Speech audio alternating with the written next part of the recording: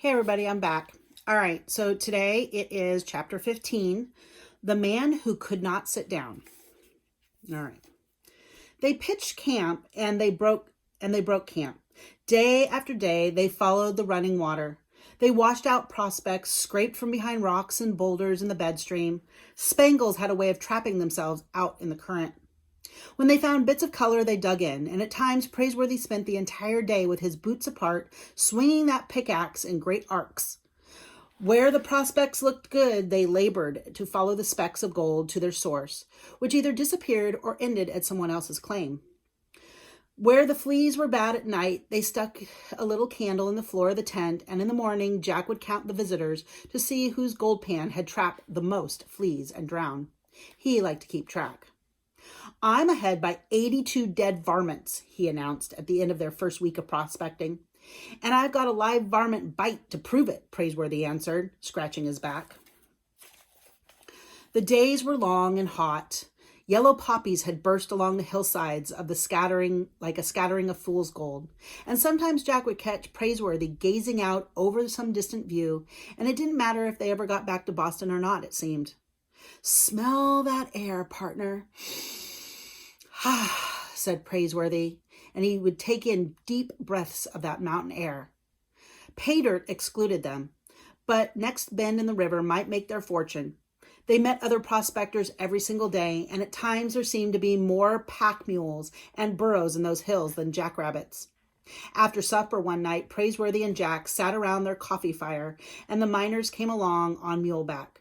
"Can I have a cup? You want to have a cup?" said Praiseworthy, looking at one, smoking one of his long 9 cigars that he had taken a fancy to. "Can't stop now," the miner said, as if he had a mouthful of gravel. A bandana was tied around his face, and one cheek was swelled out powerfully. "I got me a powerful toothache," he said. "Much obliged anyhow, though." "Where are you heading?" asked Praiseworthy. "I'm going over to Shirttail Camp. I hear they got a good tooth extractor over there." Jack pricked up his ears. Praiseworthy lowered his eyebrows. "Would that tooth extractor be named Higgins?" he asked.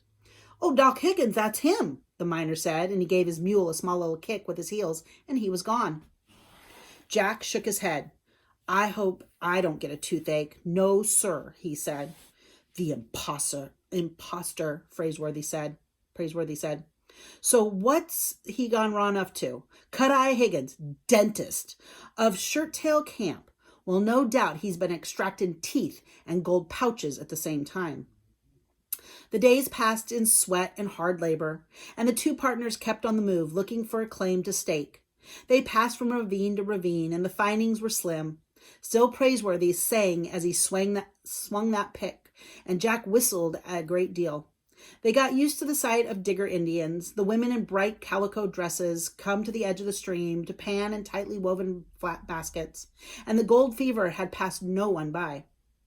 "Oh, it ain't gold fever for those diggers," said a prospector. "The yellow stuff don't mean a thing to them. It's the calico fever that got them ladies. And the men, they got serape fever and red sash fever. That's what they trade all their gold dust for, those poor devils. Why do they like to dress up? Well, don't they? They're like a bunch of young'uns." Stubb caused no trouble as long as they treated him with the respect due of a mule, not a burro. Slowly, Praiseworthy and Jack added dust to their gold pouches, but they were far from striking it rich. Here and there could be seen mounds of dirt and coyote holes where other miners had tried their luck. They passed through abandoned camps where Chinese had moved in and sifted through the diggings left behind by the others. And they always seemed to be finding color that had escaped the pans and the long toms and the rockers that came from those before. Jack had seen rockers made out of anything from provision boxes to hollowed out logs. When finished, they had the look of cradles. You shoveled dirt into the hopper at the top of it, added water, and you rocked it back and forth to get the spangles through the rifts in the bottom. Men could be found on almost every claim rocking a cradle, like grizzled nursemaids. Jack was fond of carrying that squirrel gun. They had been shooting small game that they could, especially after their bacon gave out. One afternoon in late July, after they had made camp, it seemed to Jack that he couldn't face another plate of beans another night. He picked up the squirrel gun and said, "I'm going to go hunt for Jackrabbit for dinner," he said. "I can't imagine anything that would taste any better," said Praiseworthy, chewing on a piece of straw. "I'll be back," said Jack. "I expect you will," said Praiseworthy. Jack wandered off, the gun crooked in the crook of his arm. In the crook of his arm. He could feel new muscles along his shoulders, and his legs had a spring to them. If Aunt Arabella and his sisters could see him now, he thought, they'd just faint away. 1, 2, 3, they'd fall. He stopped to take aim at a mountain cat that he imagined crouched on the limb of a tree. "Bam, bam," he said. He'd skin it and make himself a hat if he could. The sun was setting in the sky, and it turned red. He raised a pair of gray doves, but he didn't have the heart to shoot them. They flew off, making a sound as if their wings squeaked. High in the trees, carpenters were hammering away with their beaks. "Not woodpeckers," he imagined, explaining himself to Constance and Sarah. "We call them carpenters out here in the diggings." Praiseworthy took advantage of Jack's absence to try a little shadow boxing. He turned the pages of the book over in his mind and over. Elbows in, left jab, feint, duck, sir, duck, right, bam, shoulder to it, sir, he said to himself. The sky began to darken, and Jack was unable to flesh out a rabbit, but instead he did flesh out a grizzly bear. That great furry beast came crashing out of the shadows. He stopped, seeing Jack for the first time. Jack stood instantly petrified. He felt as if his boots were suddenly nailed to the ground. 20 yards away stood a grizzly bear, and all he had on him was a squirrel gun. The animal rose up on his hind legs and showed his teeth in a warning snarl. Jack tried to remember the things that Mountain Jim had told him about rippling grizzlies. He didn't have a trap. He just had a squirrel gun, and the brute would brush off a squirrel shot like so many flies. The grizzly opened his mouth wider, dropping some half-chewed acorns, and he roared, "Roar!" "I'm done for," thought Jack. Done for. He got his feet to move, and he began to back up.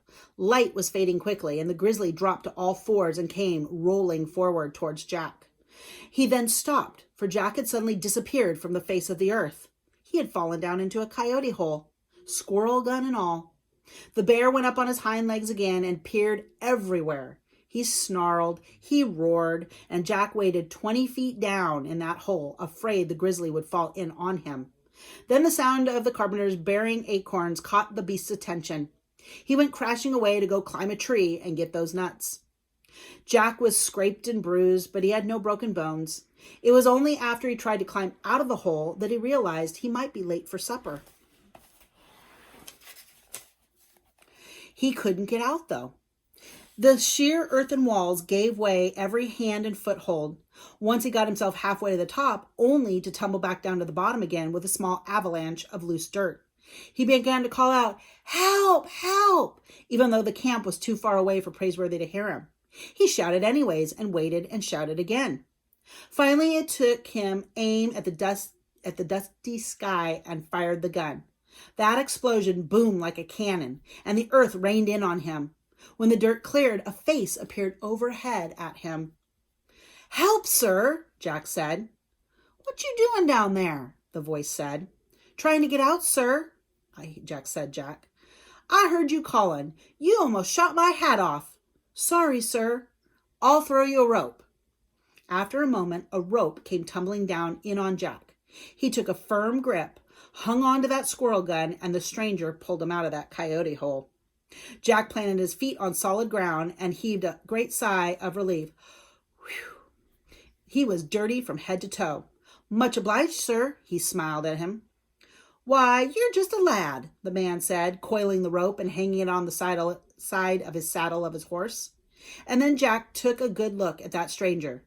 He was a big man with worn boots and a white coat. A white linen coat. Cut-Eye Higgins' coat. Jack backed away, almost stepping back into that coyote hole again. "What's the matter, boy? You look like you've seen a ghost or something." Jack's heart was pounding now. "I know who you are. You're a road agent," said Jack. "Well, now, that is a fact," the man laughed.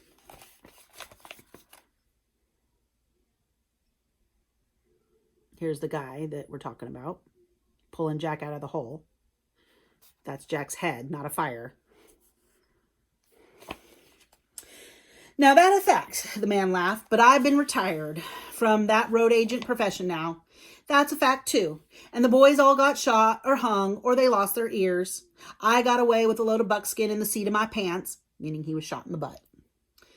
And why I ain't been able to sit down for a whole month. Me and my horse, we walk and we hunt grizzlies. I'm reformed now, and that's a fact. You ain't seen a big fella around here, have you? I've been on the track of that grizzly for 2 days. Jack got a grip on himself, but he kept his distance. I'll bet you're still out hunting for Dr. Buxby's mine, aren't you? Said Jack. Mine? What mine is that, boy? Said the man. Jack blinked. Didn't he know? Hadn't he ripped open the lining of Cut-Eye Higgins' coat? Jack found himself leveling the squirrel gun at the man. You pointing that thing at me, boy? Said the man. Yes, sir, said Jack. Now that is no way to treat your benefactor, is it? You stole that coat that you're wearing, didn't you? Well, I reckon I did, the man said. Belong to a friend of yours? Why, it gives me a bad conscience just to wear this coat, though, although I am awfully fond of it, said the man. I'd appreciate it if you'd give it back. Always too tight on me anyways. Just give it to your friend. He then peeled off that linen coat and threw it at Jack.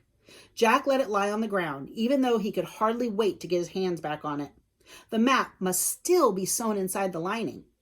The man took the halter of his horse.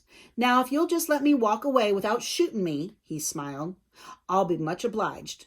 Sure, you ain't seen a big grizzly around with the price that they're paying for those bear steaks? He's worth his weight in gold. He just left, said Jack, pointing. Then I'll be a-going, said the ex-highwayman, and he started away and he turned with his final laugh. Boy, the next time you point a squirrel gun at a bad hombre like me, you really ought to trouble yourself to reload it first. Good luck, boy. Jack's face reddened under the layers of dust. He watched the man disappear through the trees. He was sorry that he hadn't been more polite to his benefactor. Thank you, sir, he ended up calling out. Praiseworthy was just starting to get up to look for his partner when Jack came bursting into camp. Look what I got! Look what I got! Praiseworthy peered at the white bundle that Jack had made of the coat. If that's a rabbit, I'll eat beans, said Praiseworthy. No, it's Cut-Eye Higgins' coat, said Jack. Jack quickly told the meeting of the grizzly and falling in the coyote hole and being pulled out by the reformed road agent. And just as quickly, Praiseworthy unclasped his knife, ripped open the lining, and there laid open a very inch of the coat. They examined and re-examined it, and Jack's excitement died away fast. There was no map. There had never been a map sewed into the lining of that coat. The scoundrel deceived us, Praiseworthy muttered. He never lost the map to those highwaymen. It has no doubt taken him to Shirttail Camp, and he may not have located the mine even yet. Otherwise, he wouldn't bother to be pulling teeth. Put some beans on to fry, partner Jack, because first thing in the morning, we're heading to Shirttail Camp. And that's the end of that chapter. I hope you're still enjoying this book as much as I love this book. This is my 6th year reading it, and I still enjoy it every year. All right, till next time. Bye.